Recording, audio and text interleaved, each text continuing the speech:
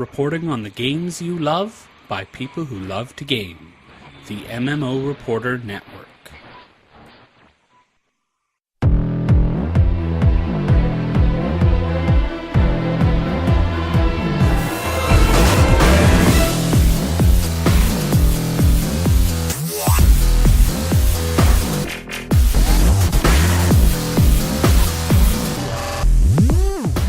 You're listening to Defiance Reporter on the MMO Reporter Network, brought to you by Audible.com. Get a free audiobook download at audibletrial.com/MMO Reporter.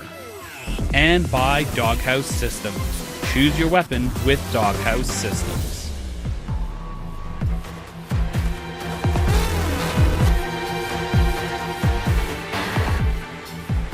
Greetings, Arc Hunters. Unfortunately, Ben isn't here with us tonight. Reports tell us that he was eaten by a Hellbug. Nom, nom, nom, nom. Thank you. But fortunately, Irzu has her eye on him, and he will be resurrected and back hosting next week. And in the meantime, we've got our favorite breed of Hellbug with us tonight. It's Jules from Hellbugs in Love. Good evening, everybody. I hope everyone can hear me now. Hello. Hello, Jules. Thank you so much for handling all our tech issues for this podcast. We really, really appreciate No it. problem. I am here to help. Yeah, so tonight we've got a lot to discuss and lost time to make up for. Yes. So we'll get right to it. So we're going to discuss, of course, the latest episode of Defiance, which is episode 7, which that means we're like halfway through the season. I didn't even realize that. I know it's the saddest thing in the world. You wake up, it's August, and bam, there's only, a few more episodes left. And not just that, but we have the doubled up episodes at the end of the month, which we'll get to. Oh, yeah, we'll get to. We have a lot of thoughts about those double up episodes. How much wine can one drink in a night? But we'll get to it. And we'll also discuss, what's going on off the set. We'll do our community spotlight, and we'll discuss San Diego Comic-Con, which was last weekend. So we've got a lot to do, but first, let's get to what's most important, which is discussing the episode itself. Episode 7, If You Could See Her Through My Eyes, which, after watching, makes so much more sense than it did beforehand. Yeah, but I'm still disappointed. It had nothing to do with Cabaret. I know. In fact, the only musical kind of reference was Julie Benz beforehand requesting everyone, tweet their favorite song or karaoke musical song. So she tried. Yeah. She really did try. That was a fantastic project to do. She did well. So this episode clearly is all about eyes. We can basically sum it up with that old quote, "Beauty is in the eye of the beholder as long as you still have eyes." So the episode really just surrounded the Tars and Orisa this episode. So we didn't see much of Berlin, Tommy. We didn't see Pottinger at all. He's out of town. And even still, there's so much to summarize, even though we just had a couple of plot lines going on. Yes. First up, the Tars' favorite handmaiden, our favorite handmaiden as well, because she's fantastic on Twitter. But the Tars' favorite handmaiden, Jelena, was the victim of a very unfortunate attack after she visited Daytak in his newly christened bachelor pad. And Jules, what did you think about that scene? That scene was kind of scarring, I have to say. Not in a really, really traumatic way, but that was definitely a surprise to see at the very opening of the episode. Yeah, it kind of launched right into it. And especially after coming off of that scene with Jelena kind of cleaning out the bath, which did not look incredibly cleanliness. So I don't know if she was actually cleaning the tub or just kind of making it look pretty. But whatever she was doing, I guarantee you it did not filter the water like it was supposed to. But then Christy comes in and she's got a little cosplay hickey left on her neck there, which you would think she would be very diligent about getting all of that off. But Jelena definitely notices she's not fooled at all. She knows exactly what it is, but she's a nice girl, so she's going to keep Christy's secret for her. And, of course, she ends up keeping it very safe and taking it to the grave with her. She knows. She knows about that club. She knows what's going on there. Yeah, that club's not much of a secret, is it? I mean, for it to be kind of a secret club, everyone seems to know exactly where it is. They know, but they don't know. They don't want to admit that they know. It's, it's that open secret. Yeah. So Jelena goes to, she's working a little overtime, and apparently this is the norm in handmaiden, in the handmaiden etiquette book, but she goes to Daytax to basically sleep with him. And it was just such an interesting, weird scene. These days, Defiance can't really surprise me, or you would think that, but I was still kind of shocked and really loved the fact that she was just kind of haphazardly screaming his name, like she was just going to try out something new, and Daytak was not interested in it at all, which is just such a funny way to show Castithan norms versus, I guess, human sex norms. I thought really well done. Well, they clearly have the same situation with saying your name, and there's the photo of Stama on the wall that looked so like, it was just like a Whistler's mother kind of picture of Stama looking at you. Like, I don't think anyone would ever want that image to be kind of staring at them while they were, I know, and it kind of looked like, I wish, it's probably too late to do this, but I've seen drawings on Twitter that were just as well done. Yeah. We could have had some fan art up there and it would have been just as good. So kudos to all you drawers out there in Twitter land, because the drawing or portrait of Stama kind of looked, sometimes your art is even better than what they can come up with. Clearly, Jelena and Daytak, they do their thing, and he actually has her call out or pretend to be Stama, which is also quite, weird, but everyone has their kink. And then that scene ends, but the next morning, Daytak wakes up from, he seems disoriented, like he's coming off of a hangover, but his door is ajar, and it turns out Jelena's there, and her eyes have been gouged out, and she's dead. And my first thought was that Daytak did that in some sort of orgasmic rage that, we haven't learned about with Castithans. And I wish they had played that angle out a little bit longer, but they didn't. Yeah, they didn't. We quickly learn that Daytak did not do that. Doc Yule actually comes along and clears it up for Daytak and for the rest of us, and provides some narrative exposition in that Jelena was attacked in an alley and had her eyes gouged out. And then she tried to crawl back to Daytak's bachelor pad, which I guess was the closest thing around, but... Yeah, you would think that something else would have been much more convenient. But yeah, so Doc Yule comes along, and it's just... I like that they're still playing out this friendship between the two of them, because they just make the perfect kind of, odd couple. I call them Laverne and Surly. But Doc actually, I've wondered if Doc is going to draw the line with her kind of pseudo friendship with Daytak, and it turns out she does, right, Jules? There's one thing that she will not do for a friend. But she won't do that.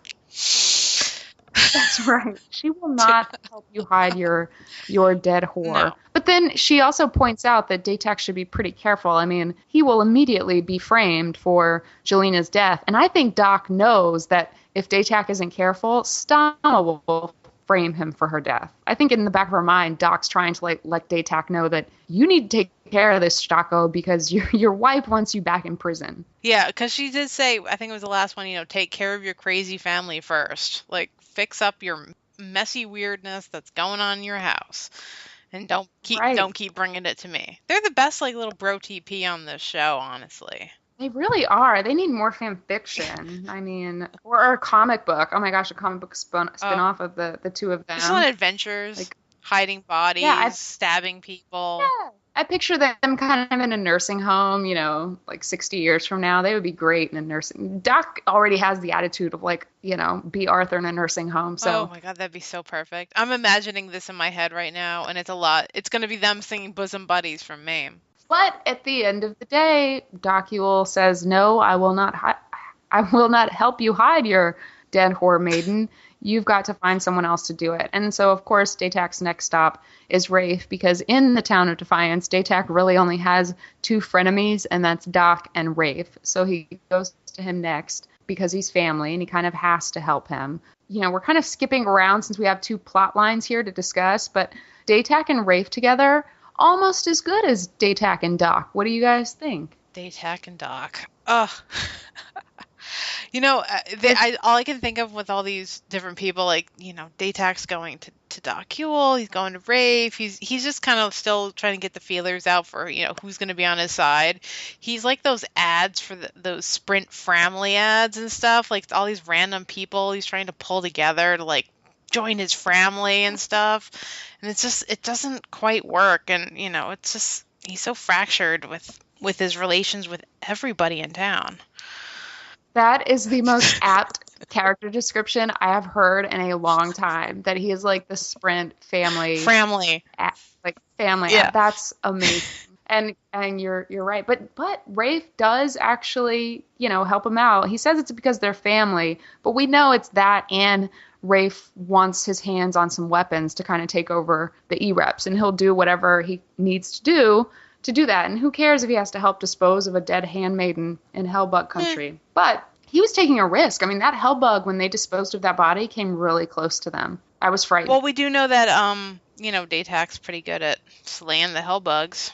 Yeah, it is. And your kinfolk really disposed of the body there. I mean, everyone should get away with murder in Defiance. If that's all you have to do, drag it out into the prairie and then just wait for a Hellbug to come along. That was pretty great. Yeah, it seems like the Hellbugs are more of a presence this season for body disposal. Last time it was just, oh, look at these Hellbugs that are underground.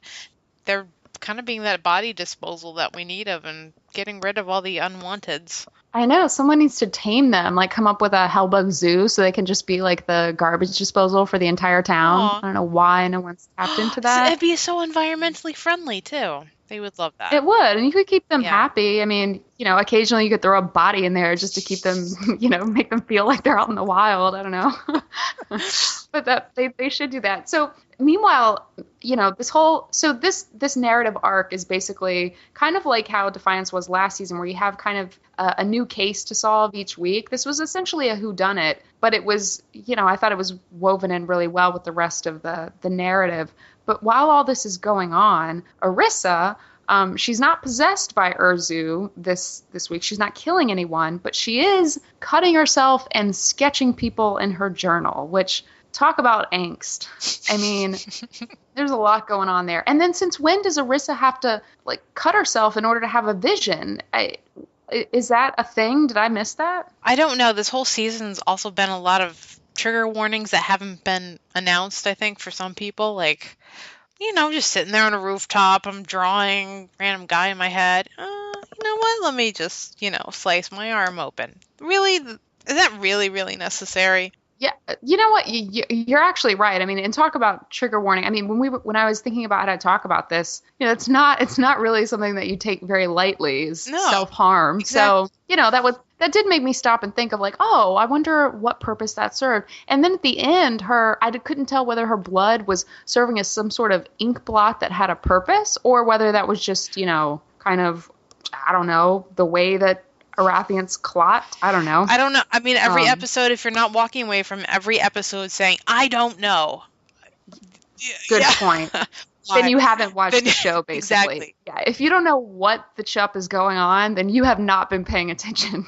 So Irzu, she's drawing, I thought she was drawing Rob Lowe circa St. Elmo's Fire, but she was not. She was drawing, I think in her vision, his name is Miko. So a couple of episodes ago, she had a vision of her and another Arathian in a Votan ship about 2,000 years ago, and she was drawing that guy. Mm-hmm. Did you know that right away? Because I did not. No, a lot of times when I watch these, I have to do at least a couple viewings, and even then, like I said, if you're not watching it and you don't go, what the hell just happened? You can still watch it and have no idea. If that's the case, I had no idea. So if anyone out there has any idea, please go ahead and chat room, chime in. And definitely this is a catalyst to watch the West Coast viewings as well, just so you can kind of catch up and be like, what did I just watch? So she draws, someone in her journal, and then all of a sudden Ren pops up, which I thought Ren was kind of on the run, but I'm so glad she's back. I thought we wouldn't see her for a while. I'm so glad that we got to see her this episode. My only hang up is that she kind of just came back just to serve this kind of narrative plot purpose, which, that's fine. I love Ren. But she shows up to basically say, hey, I'm looking for Sukar. Oh, I know that guy you're sketching. He's right over there.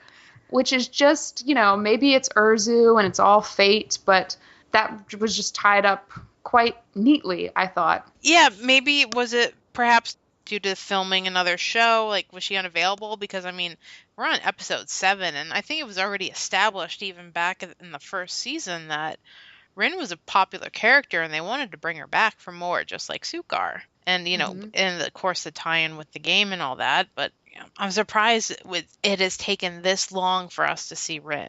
Yeah, she could have had a ton to do, even around some of the when Sukar came back in those episodes. Yeah. But she's back now, and she serves some sort of a purpose. So she introduces Irissa to the Jewish Arathian lawyer named Kai, who is kind of, I think his backstory, his purpose in Defiance is he's helping some Arathians he's doing some sort of class action settlement between Arathians and the Macaulay mines. So he's there for a purpose. I wasn't too clear on, I guess he's helping Rin figure out some of her legal issues, because God knows she has some after her last appearance in Defiance. Yeah, I'm sure she has a few, disorderly conducts and, unlawful attempts on a body, and God knows what else these people have. I'd love to study the legal system. Well, other half of Hellbugs would love to get into the part of the legal system in Defiance, because we're learning a lot, and especially now we're seeing, so we get a lawyer in this time. That's really fascinating. Yeah, and what law? I mean, there's no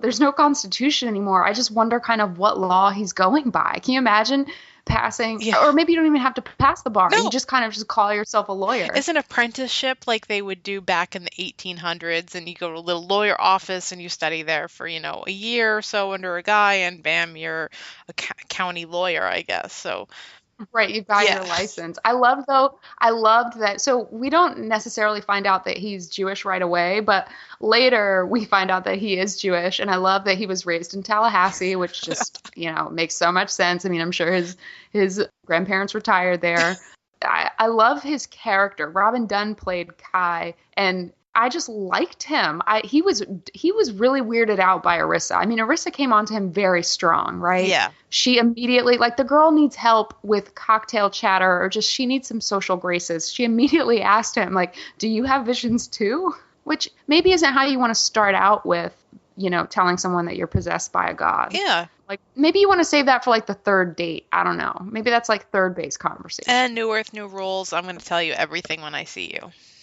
Yeah, maybe you just have to get it out. Tomorrow is not promised. I'm going to tell you everything today. But Kai was really freaked out about it, and he kind of wants to get away. Meanwhile, one of my favorite parts of this episode, did you guys catch, and Jules, did you see when Arissa's basically grabbing onto him, and then Stama just kind of coolly walks by, and she notices that Arissa's, manhandling someone and kind of acting a little crazy, but she really just doesn't care.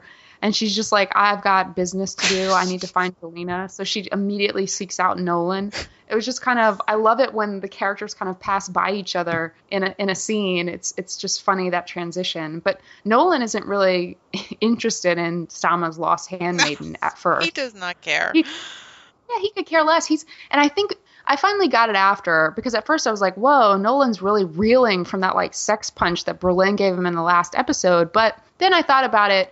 This is the second servant in, a couple weeks that's gone missing. And the last servant, Irissa was responsible for her going missing. So maybe he was just trying to get a grasp on the situation so that he could protect Irissa. And later it looks like that is what he's doing. I mean, he's got a hard job trying to figure out a teenager, number one, and then one that's kind of possessed by a demon god.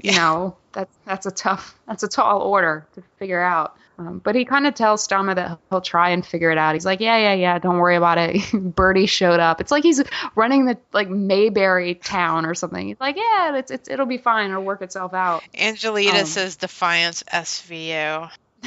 Yes. Dun dun. They should just do that. They should do a Arathian version of that, which is exactly the same. But yeah, and then we go through all the different seasons of different haircuts, and we can identify what season it is based on, Nolan's haircut or something. I don't know. Okay, fine, that's just me when I watch SVU, but we won't go there. No, you're actually, you have a point there, actually. You are correct. But so on this episode of Defiance SVU, because clearly everyone here, there are some special victims here actually, but while he's, we've got this whole Defiance SVU narrative going on, but then we also have the parallel storyline this episode, which is Christy, who's still cosplaying Castithan. She's still going to that Janus collective club, which is what Treasure Doll kind of introduced her to in the last episode.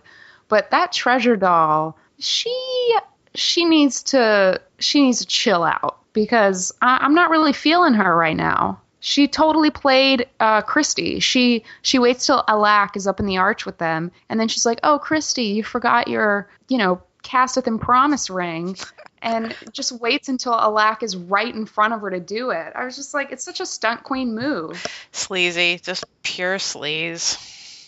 Yeah, and not that complex, which kind of perturbed me. But we'll get to that. It's a dislike. We'll get to it. But so Treasure Doll clearly has her sights set on Alak, like in kind of like a Fatal Attraction kind of way. It seems like she really, really wants him. And so she advises Christy that if Christy likes cosplay, she should keep cosplaying. Like if that makes her feel stronger, she should do it. We do get a little exposition about Treasure Doll. Jules, did you fall for that? Do you think that's real? Do you think she was being honest? I think again, about all of our, damaged, complex characters that we have, male and female in Defiance, her backstory is similar to the backstory that we had for Kenya, part of Amanda's backstory. I mean, this is just a real occurrence in on New Earth. And you feel bad for her, absolutely, but she has ulterior motives, but you know what? She might not know any other way than living ulterior motives to get by day by day. That's true.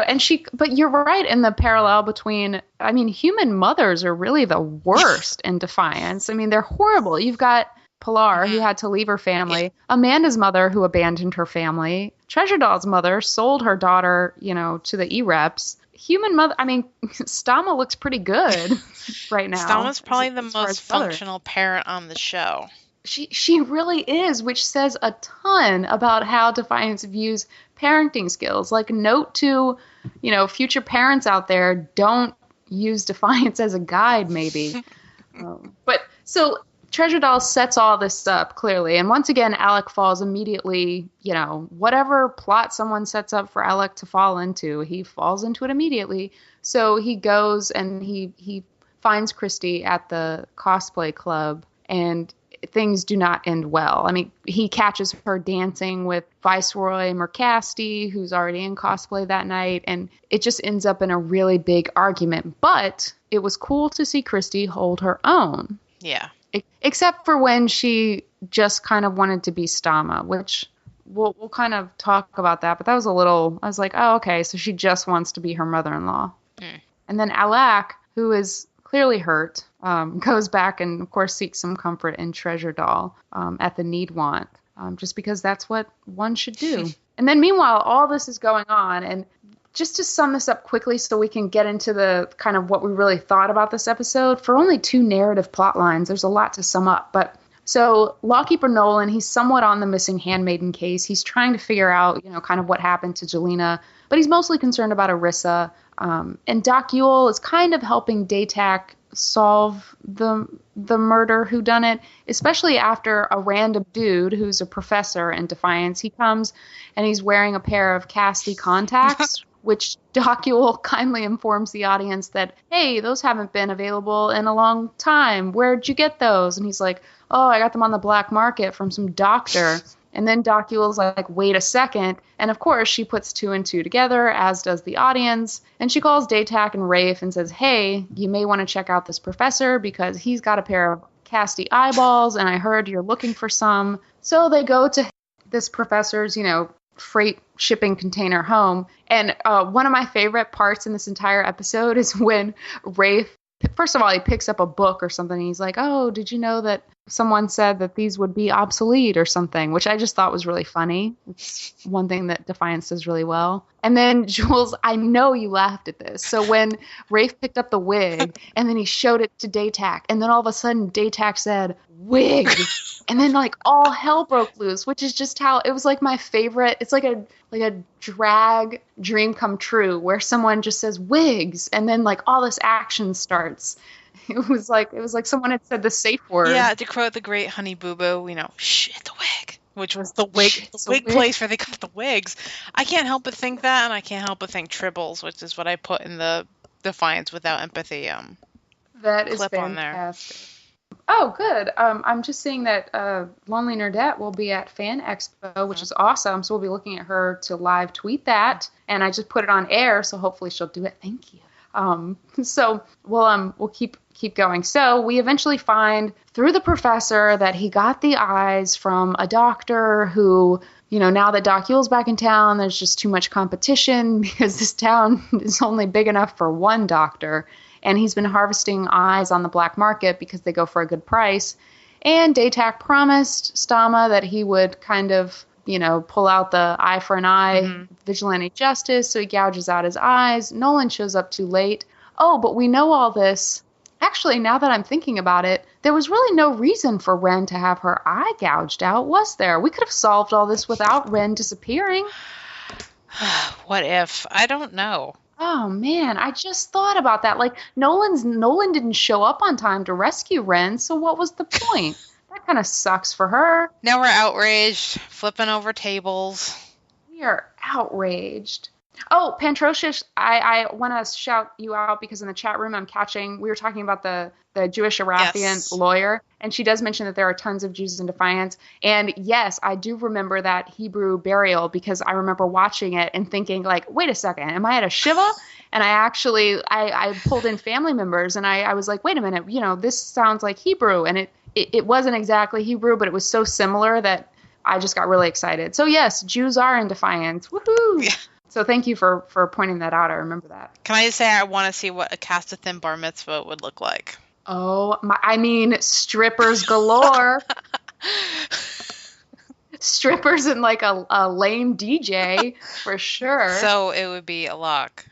Yeah, it would be like his bachelor party, basically. That is amazing. So we've summed it up, which you guys watched it, so you know. But Jules, all in all, would you say that you tremendously enjoyed this episode? Tremendously enjoyed. I'd say a strong 8 or so on this episode. I really liked it. I liked the fact that Rin came back. I liked the Hellbug is a body. It's pretty much established now. Definitely established.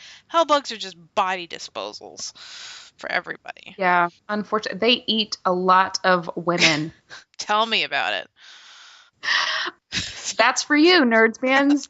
But yeah, I agree with your 8 because I actually, even though this was kind of like a Defiance SVU, which Angelita pointed out in the chat room, it more so tied into the overarching seasonal episodic content than it did last season. So I thought they're getting better at that, which is nice. Yeah. I'm glad that they are getting better. Now, I still stand by the fact that for a minute, I really did think that Daytak killed Jelena. And I know that wouldn't have served anything in this episode per se, but he's still crazy. And, for a minute, I think he wasn't exactly sure if he had killed Jelena. And that was really fun to see. I like seeing Tony Curran look completely, unhinged about stuff like that. That was really good. You never know with Daytak what's going on. And, we know he's a bad guy, but we know sometimes he has moments like that deep down where he's like, no, I know I didn't kill that person. You really got to step back and be like, whoa, he doesn't know that if he killed somebody. Right. It's like, well, what exactly goes on in your head? Oh, and then another thing that I did notice, I'll put it as a dislike, and Jules, tell me if I'm crazy, but so the portrait of Stama was on the wall, and it clearly broke while Daytak was, chupping Jelena. Yeah. And then in the next scene, it was back. Oh. It's like Irzu resurrected the portrait of Stama, which maybe that means whatever happens, Stama will be safe and fangirls will not have to riot ever. Yes, because if anything ever happened to Jamie Murray on that show, you know that we would riot. Oh, seriously. We'll get to Kenya coming up, but already, I wonder if that was the case with Kenya. But we'll get to it. We'll get to it. And the last thing that I had for this episode that at least is an observation was that I really loved Christy in this episode. I like that she's starting to cosplay or cross-dress. I don't know if I like the term cross-dressing, so I prefer cosplay. So I'm just going to go with that. Or is it LARPing? The other question I had with someone on Twitter was, is it LARPing or is it cosplay? Oh, see, we don't even know what this is. We'll put it to the chat room. What is it? What did Twitter say that it was? Did most people say LARPing or? I thought it was a little bit. It's a bit of cosplay, but it's also a bit of LARPing. I mean, they have their little place that they go to. Not a convention, but they get together. They do their thing every week. Yeah.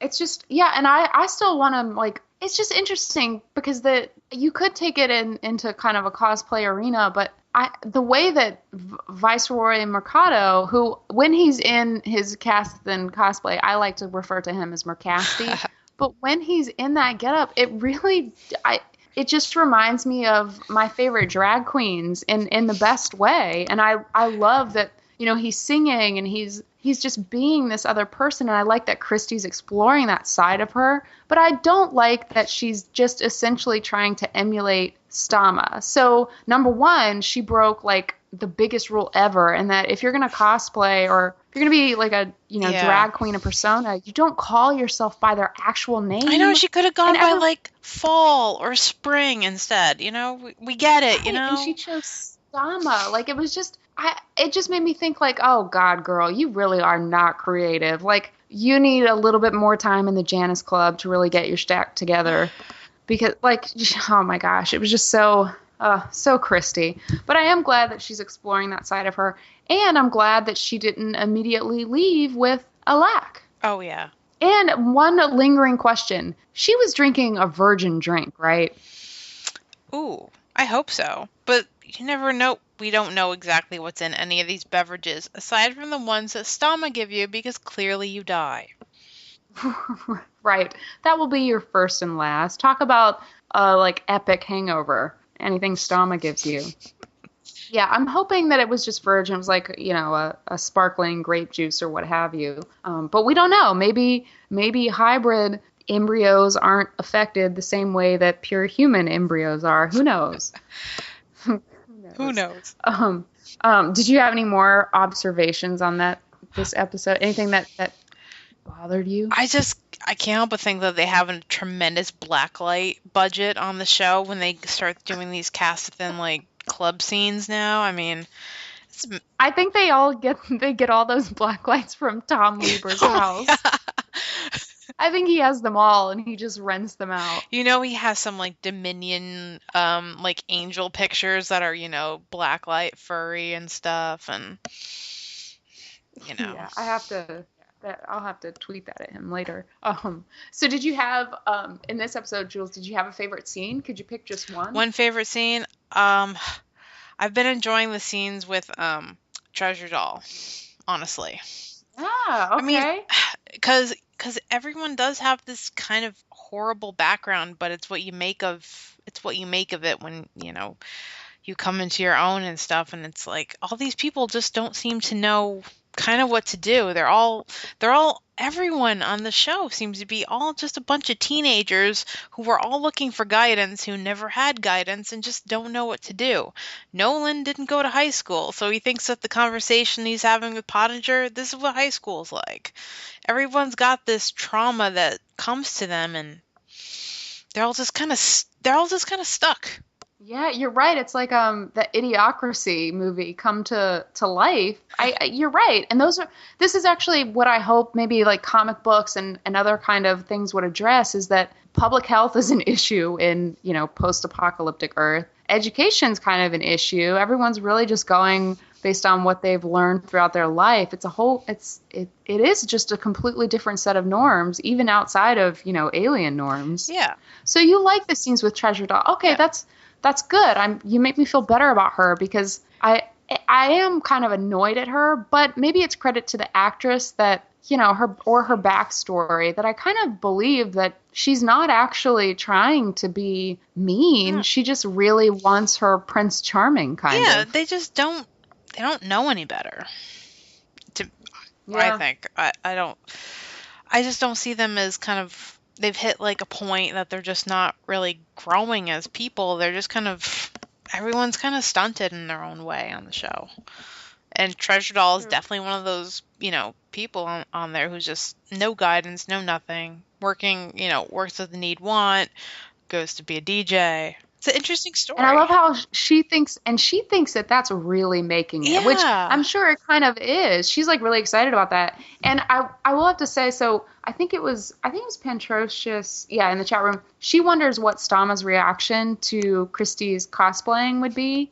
And I kind of wondered that too. At some point, I hope Stama does find out kind of what Christy is up to and what she will do about that. I'll get to that in predictions. She's going to find out, and she's going to be pissed. Because she's going to be, girl, you could have done this so much better. Right, like, girl, I would have never have said that. Girl, I would have never have sang that song. Girl, I would have never have gone up on stage with him like that. Exactly. She would school her so hard. But so that will be cute when that does happen. But okay, I'm you kind of convinced me on Treasure Doll. Deirdre, I'm kind of okay with her at the moment. Mm-hmm. I'm like, how many times can we see this exact same backstory play out? Yeah. Well, maybe there's a good purpose for this, because if we have seen this play out with Kenya, there's something more maybe to the Treasure Doll story. That's true. I think one of my favorite scenes, completely caught me by surprise, was the second scene between Christy and Mercasti, when he was kind of talking about why he cosplays and why he dresses up like a Castathan, and everything out of his mouth just sounded so poetic, and I thought it really hit home as to kind of just his character, and that maybe he thinks that he's got nothing else kind of to live for. Like, he's fought for the Earth Republic, he's gone through all this, but you know what, at the end of the day, he's just going with who he wants to be and what he wants to be like and how he wants to feel. And I really like that conversation between the two. And chalk it up to William Atherton is just awesome, but I just absolutely love that. I just want to replay it kind of every morning before I wake up and put on, all my Castathan makeup and wigs. I like that scene a lot. And then here's my one this is like a dislike that I have every episode, so sorry, listeners, but I've got it again. Defiance has a lot going on, clearly, so it can't help but be a bit kind of soap opera-esque in that, the story arcs, you kind of have to put some on hold 1 week so that you can get in the other story arcs. So this week we saw no Berlin. She's still taking a bunch of cold showers, I imagine, from her time with Nolan. We saw no Tommy. We saw no, Irissa-Tommy interaction. And we saw no Pottinger. And each week I'm just kind of like, okay, I know what you're doing, Defiance. I know you have to do this, but man, I wish we could have like 2 hours every single week. Yeah. Contractual obligations. And that's another thing where it annoys me because I know that's exactly what happens. I'm like, well, Berlin wasn't contracted for this episode. She only does so many episodes. And I'm like, but darn it, the narrative would just be so much better if she was here.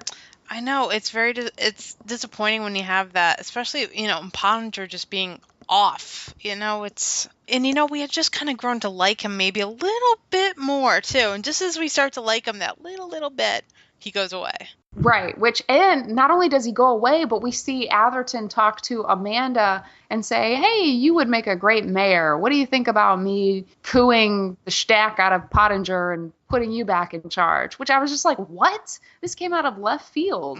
She does know his secret. I know. That's true. And I'm surprised she isn't. I wouldn't put it past her to use that at some point, even though I feel like she has her principles, and that would just be so hard to betray someone in regards to that kind of secret. But who knows? She may put it in her back pocket and use it later. I mean, there has to be a reason. I mean, she knew exactly what she was doing when he came in. It would have been very easy for her to say, I have no idea. You're going to have to ask somebody else.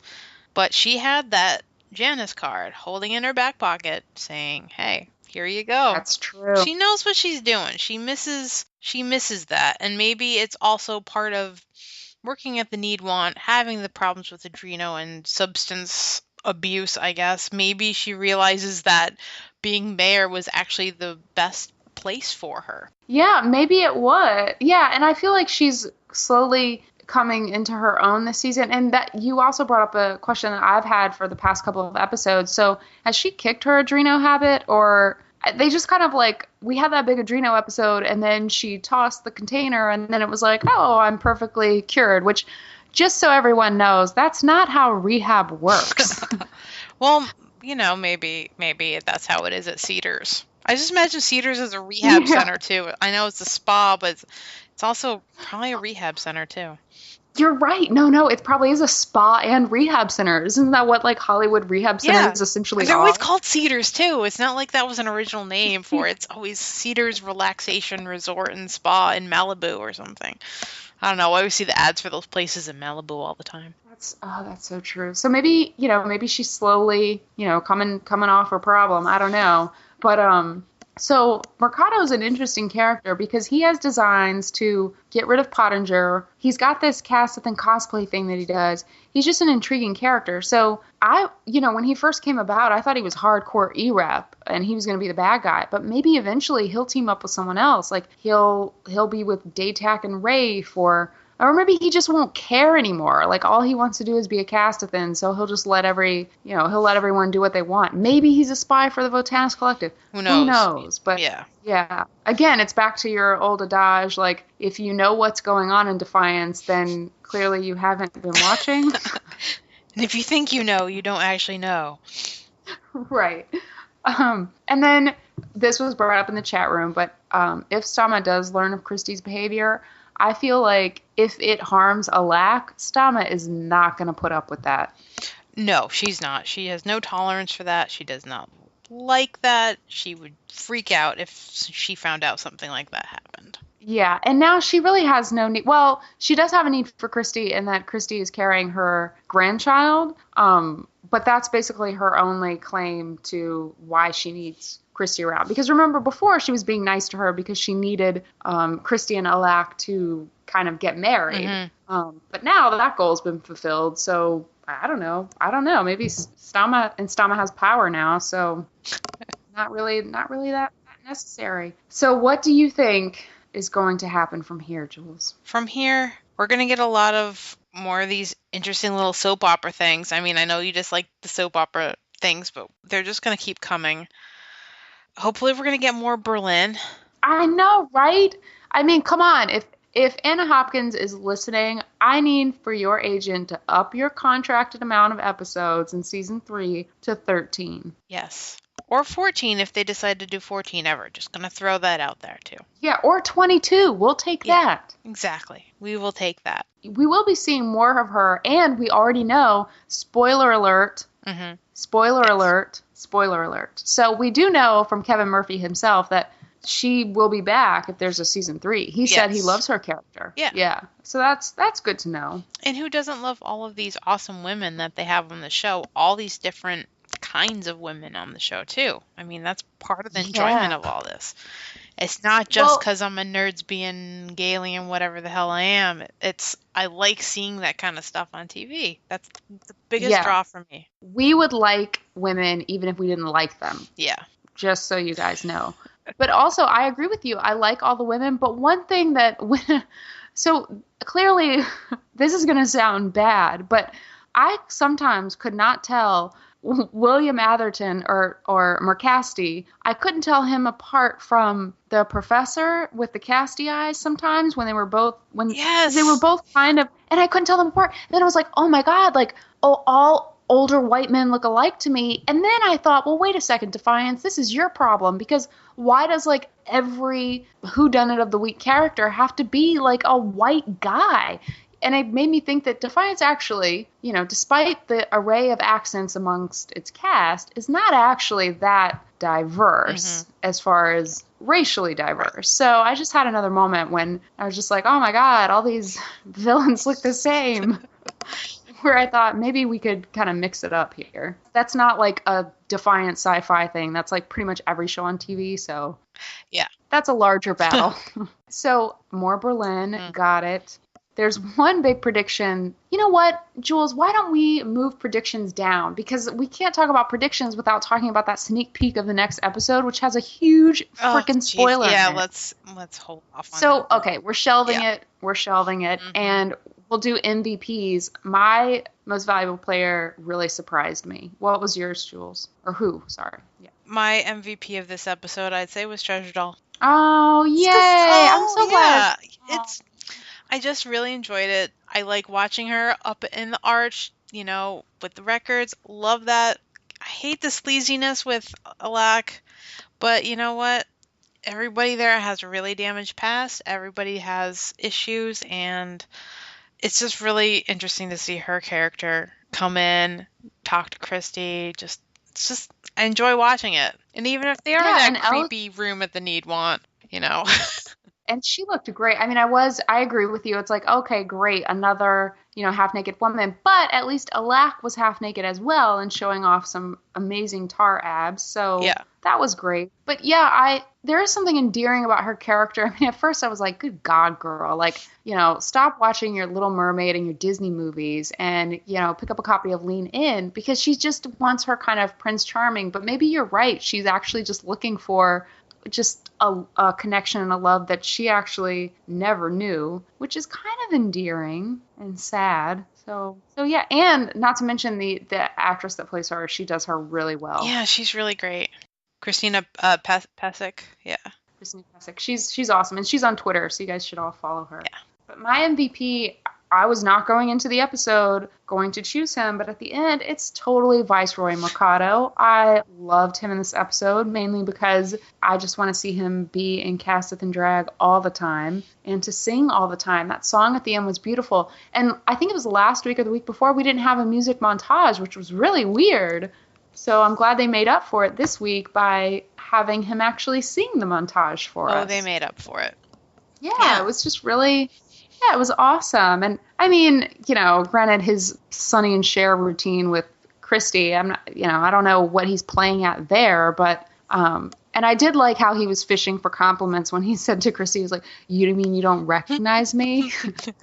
And poor Christy, she's just like, no, isn't that what this is for? And it was just, I loved that because it was just kind of what he's searching for, is he could be anyone. He should just play a Casteth all the time. Oh, and another big thing in this episode that was so cool. Jules, did you notice when, my favorite line of the night, one of them, was when Mercasti said to Alak, he was like, great costume, or like great makeup. Yeah. It's just so perfect. So cool. And I really like the fact that this week, and I don't remember who last week's MVPs were, but I love the fact that we have secondary characters as the MVPs this week. Because it's so easy to be like, it was Nolan, it was Arissa, it was Stama, it was Stama again, it was Stama in the bathtub, it was Stama in the closet, it was Daytag. It's so easy to pick them because they do such awesome things, but these people who they have in these secondary roles, these actors are fantastic, and their characters have such interesting plots that it's refreshing to have those weeks where we have something really interesting happening with, some other people on the show. I love that. That's one of the things I love about the show. Agreed. And season 2 is really bringing that for us. Yeah. I totally agree with you on that. The the featured players, if you will, are really turning into something special. So that's pretty awesome. So let's go ahead and do the coming up next week on Defiance. Hopefully everyone has seen both the sneak peek, which, Jules, you were on top of. I saw you tweeted it out like immediately. And the trailer for episode 8, both of which contain some intense spoilers. Jules, do you want to do the honor? Guys, Kenya is coming back. What the chup? Okay, it's like you basically just spoiled it for me again. Like, I just was so adamant that Kenya should be dead. And, I clearly I was wrong, as is usual. But I don't know how I feel about this nerdsbians and gentle gays and arc hunters. What do you think? I have no clue. I thought she was dead. She was put on the cart, and they brought out the dead, and she went with the dead, and that was that. But I don't know. Yeah, it's and then the way, so when we kind of got glimpses of the fact that Kenya may be returning. Kevin Murphy's really good about kind of giving spoilers, and he kind of hinted that Kenya would be returning, but I assumed that it would be in a flashback. That's like an easy way to do it, kind of like with the Connor Lang kind of Pottinger flashback. And I thought, okay, it'll just be that. And then I thought, well, maybe it'll be a hallucination or something. From Stama's perspective, but no, it's like an actual return, which begs 2 questions. Has she been in the clutches of the Votanus Collective this whole time? Did Stama actually think that she killed her, buried her, and is going to be completely shocked when she realized that maybe Kenya clawed her way out of the earth like Uma Thurman and Kill Bill? Like, What is going on? Chat room, help us out here. I don't know what to make of the whole Kenya story. Part of me, how I see part of it might be when they had planned out the whole season, maybe they really didn't think she was going to come back, but maybe something changed. This is episode 7. I mean, they were working on this one this was probably October, November. I mean, there was still wiggle room time to maybe decide what was going to go on. And, maybe it was a addition based upon, how did the audience react? How did, what did we want? What were they able to do? I mean, who knows? It just seemed, it did seem at the beginning of the season like Kenya's gone. Kenya is gone. Big deal. Big deal. Kenya's gone. Yeah. And then to kind of, we'll see how this goes, but the way the sneak peek has set things up is that there's a spy. We know there's a spy. It's the guy that Daytak approached in the Need Want. They sucked face for a while and they got down to like actual business, but he's a spy for the Votanus Collective. He has some sort of tie to a terrorist attack that's happening in New York. So Nolan captures him in order to question him. And then all of a sudden, Amanda gets a phone call that says, you need to release him or we'll kill your sister. It just all seems so implausible in a way. But at this point, I always think this of Defiance, and then they always find a way to leave me hanging like, oh, wow, like I never could have thought of that. You're so much better at this than I am. And my predictions are always wrong. So, who knows what will happen. But at least Nerds Beans Everywhere will be happy. Kenya's back. But I do have a theory, and this is tying into predictions, that even if Kenya is back, I don't think she'll be back for a season 3. No, I don't. Yeah, I don't think so. I think second time's a charm. I think she'll be dead again, unfortunately, by the end of the season. I think it'll be kind of too good to be true that she's back. And then, did you think that the guy holding Kenya hostage looked and sounded like Shredder from the Teenage Mutant Ninja Turtles movie? Because he totally did. I had flashbacks. I've been trying to block out all the Ninja Turtle stuff because it's been on TV so much, and I've been trying to disassociate. Sorry for bringing that up for you. Oh, that's okay. I just had more flashbacks to the whole Miko and Ulysses with the ice cream truck from last season. It's like, how many times are you going to hold Kenya somewhere, too? Yeah, that's true. This girl has gone through, like, more lives than basically Irzu has. Yeah. This season. Yeah, her contract's ticking. I can feel it. I don't know what's going on there, but at least I'm happy for Amanda. Her sister's back, at least for a few episodes. That's fantastic. Yeah.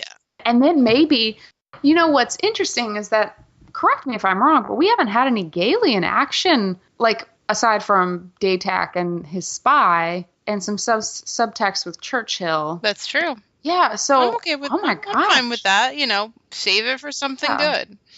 Yeah, maybe they can rekindle an old flame, Stama and Kenya. Mm-hmm. But that'll be interesting to see Stama's reaction to knowing that Kenya's alive. Since Amanda sort of confides in her, so I wouldn't put it past Amanda telling Stama that Kenya is back or she needs help saving Kenya. Exactly. We can go ahead and get to Comic-Con, because as far as tweets this week, between the East Coast viewing and the West Coast viewing, and with the help of all you tweeters out there, Arissa Wi-Fi, you're one of them, who encourages people to hashtag Defiance, it is so incredibly hard to keep up with tweets that I'm going to have to come up with a new system in order to really catalog them. All I know is that incredibly amused from Thursday, from usually like 5 p.m. until 1 a.m. with all the Defiance hashtagging. Oh my God. And remember a couple weeks ago, there was like Jamie and Julie were on at like 11 a.m. East Coast time tweeting, and they tweeted like all damn day. I'm like, how the hell did you people do this all day? Yeah, I mean, do you guys not have regular jobs? No, I'm just playing. But yeah, the tweeting is out of control. I mean, I'm really going to have to do better about patrolling them because after a while, It's hard to find it. It's hard. Yeah. It really is hard to go back. If you patrol if you try to go back through the Defiance hashtag, even the day after, it's really hard to get through all those tweets. But basically everyone who's in the chat room right now generally always has fantastic tweets. So you guys keep us kind of going as far as that goes. Yeah. In a world hungry for news and information, it came from Comic-Con. There was a Comic-Con, which is kind of a big deal, last weekend. I've heard it's kind of a thing, but meh. I love that. Jules, I'm going to ask you in one expression, just one like utterance to summarize Comic-Con this year. Really? That's exactly what I was going for. So San Diego Comic-Con was this like a weekend ago or a couple of weekends ago once this airs. And, you know, everyone always looks forward to it. But it's really kind of a huge press junket. Right, Jules? Yeah, it's definitely, of all the shows, all the conventions out there, it's the one that is, I'd say, is the most work, the most press for producers, actors, writers, etc. It's a lot of smiling and effort and work more than just hanging out, meeting fans, taking pictures. Yeah, it's hard to, and granted, to everyone's credit, it is hard to get a lot of fan interaction in something so big, and that there is so much press there. I know that, you know, they do have time to meet with fans, which is awesome, but they did finally put out the Defiance panel. I think it's a full panel, right, Jules, that they finally uploaded? Okay. Yes. Which, you know, unfortunately is not an hour like we would have hoped. It's, I think, maybe 40 minutes. The run time when I looked at it, not to be totally OCD about this, but I did look. Not to be a lawyer, but to look at this. When I first saw it and I was looking at the tweets, because I was tweeting along with everyone from my humble abode in Connecticut, I said, this is a really, really short panel. They just started. When I saw the video runtime, it was, I think it's 43 minutes and something.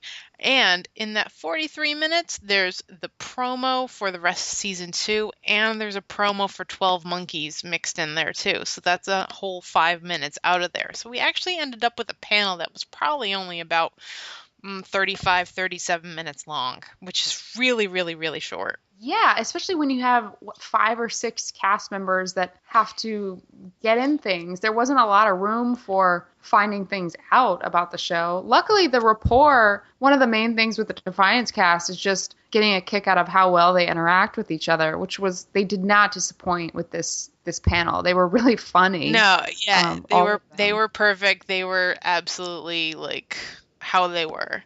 Like right before the panel started, I put up tweets of a Defiance drinking game because, you know, I've seen them on multiple panels at this point, and every time they do the most awesome things, and they always have, each one has their own idiosyncratic little thing that they do. And you know what? Pretty much all of them hit the nail on the head throughout the whole thing.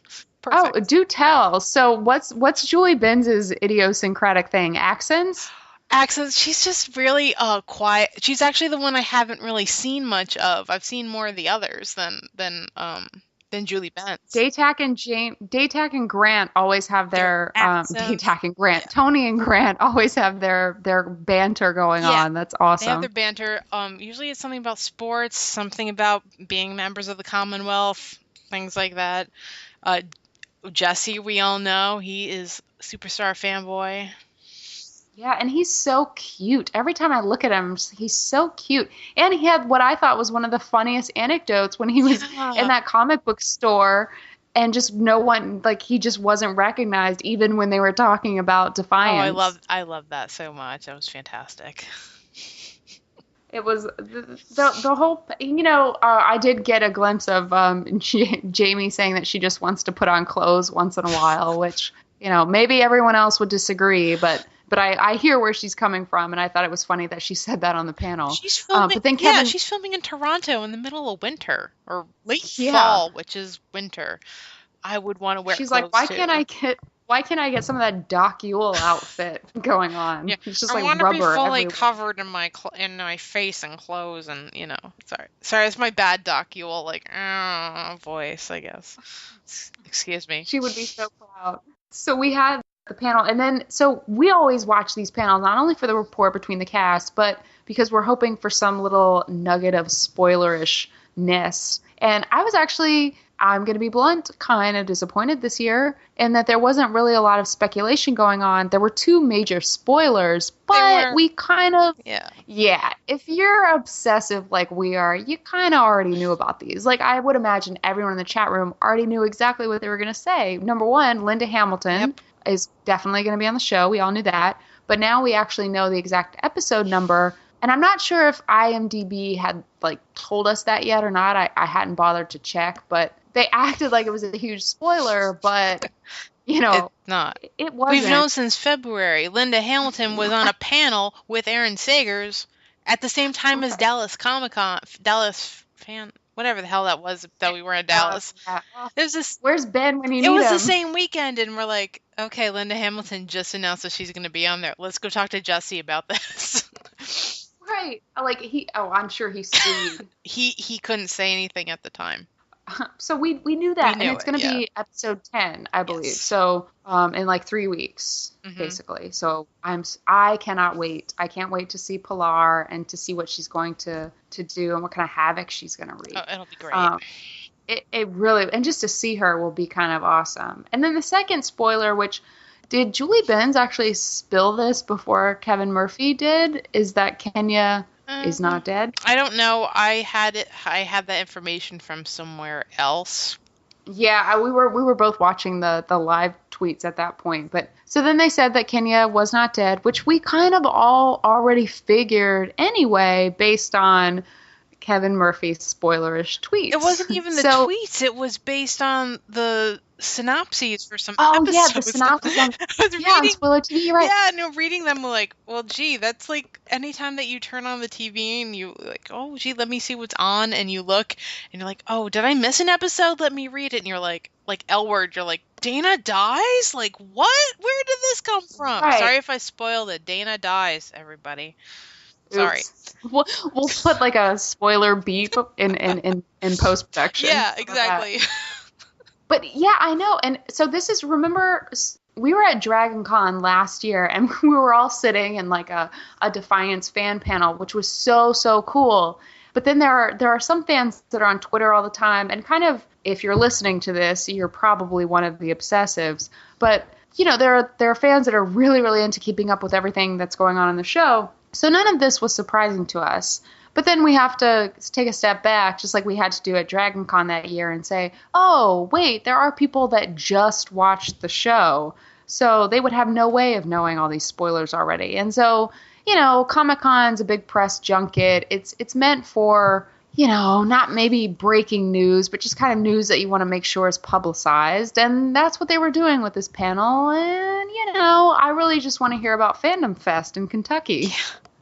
So I wish people had live tweeted that one too. Yeah, so if anyone out there was actually at Fandom Fest and has anything interesting that they would like to share about their experience, please let us know, because we'd love to know. It wasn't a major press event. It was something for the fans. So most likely it was a lot more relaxed and they had a lot more fun. Yeah.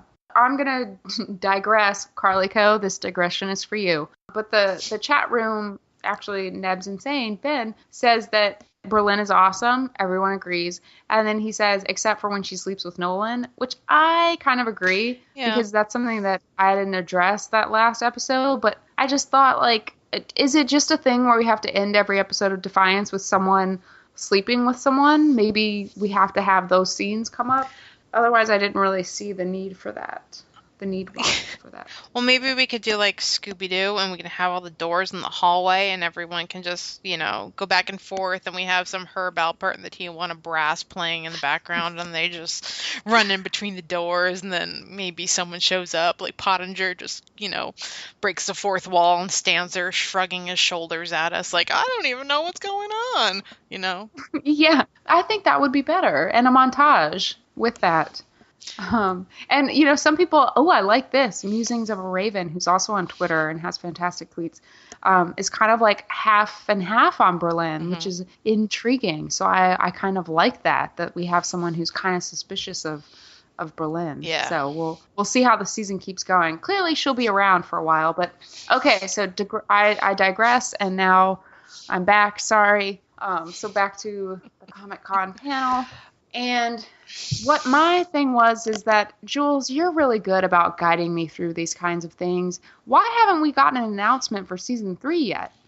I really have absolutely no idea. Okay, so you don't know. Are you kind of perturbed that we haven't gotten an announcement yet? I thought it was going to come with, like, the Comic-Con panel. I thought so, too.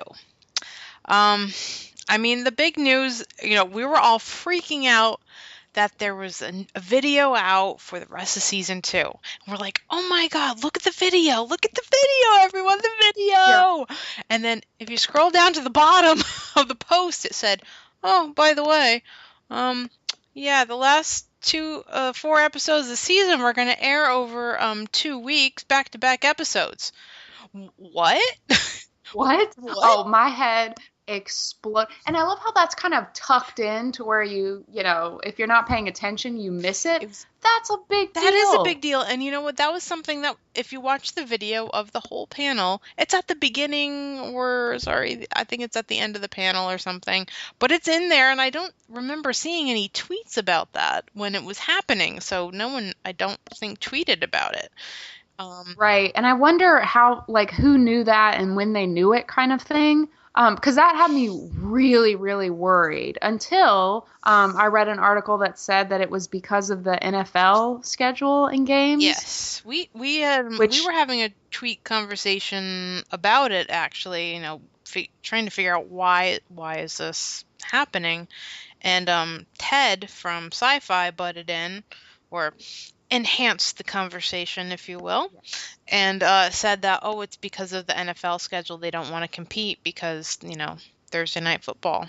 Okay. I mean, that's fine, but really? I mean, really? That just seems like such a intense way of going about, if that's what it is, then that's fine. I'm happy about that. That's fine. But it's still a very weird thing to do with the last 4 episodes of this epic season. It's just kind of weird. Well, they did do this, if I remember, I thought they may have done this for Warehouse 13 for the last season 3. They aired Emily Lake and Stand, the greatest episodes ever made, nerds bands. They aired those 2, I think, were back-to-back episodes, and that was, I think it was done because of World Series, because that was back in October 2011.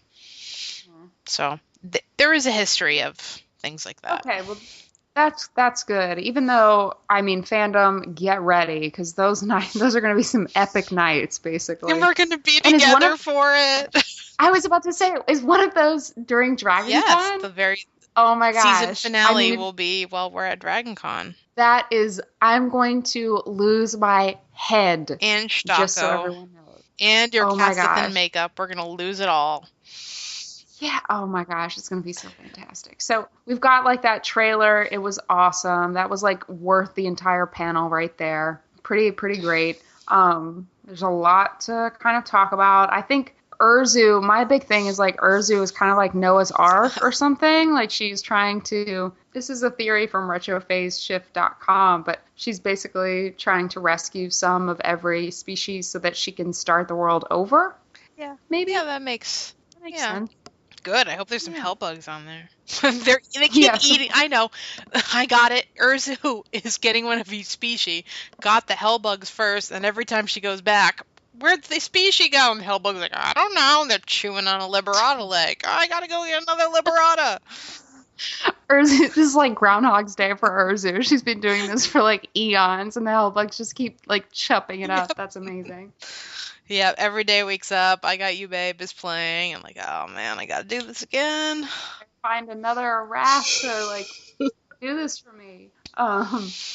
So okay, before we go on to Community Spotlight, I'm gonna read out some coupon codes.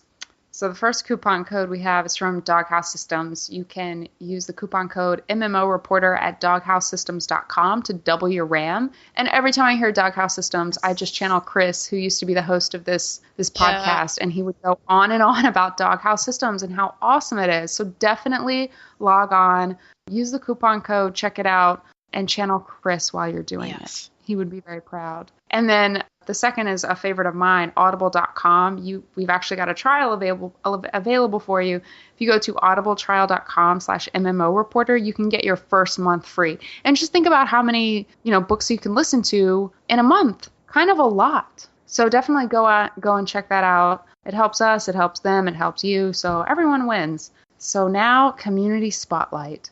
At Defiance Reporter, we kind of feel like it's the community that makes this transmedia experience so great. And so we're constantly kind of looking at who's in the community and finding fans and gamers who go kind of above and beyond to create a more immersive experience for the Defiance community as a whole. And so this week, if she's still in the chat room, it's been a long night, but we want to shine a spotlight on Irissa's Wi-Fi mark, and her Twitter account is at Irissa Wi-Fi, which is just, if you're not sold by the name of that Twitter account alone, you really should be.